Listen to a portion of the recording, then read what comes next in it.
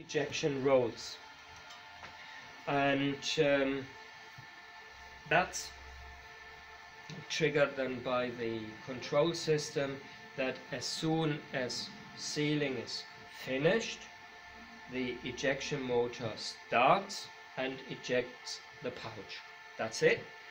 The only further sensor you need then is to distinguish, is the machine in automatic working mode or in manual mode to seal from the front.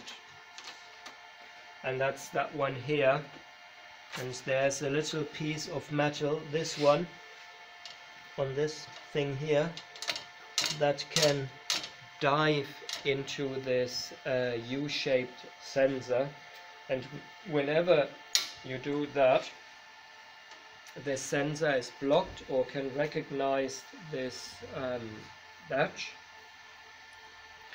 and knows it's in manual mode, and you can't won't transport from the back and doesn't need to do cutting either. And if you do this in normal working mode when it's still not finished and you suddenly go into manual mode, it gives an error message. Manual mode stops, and stops also heating, and you would have to switch off and on again, because that would create a situation where sealing is finished, the machine tries to eject, but you took the lower ejection roll away. So it would try to eject but doesn't do anything, and the pouch would stay in the machine, and the next one is coming on top or eventually pushing it out. Now a little bit a specialty in that we created a mode called sensitive ultra, where we wanted to go for the pouch to go to here, and with its seal to stay underneath those rolls for cooling down for 1 to 9 seconds.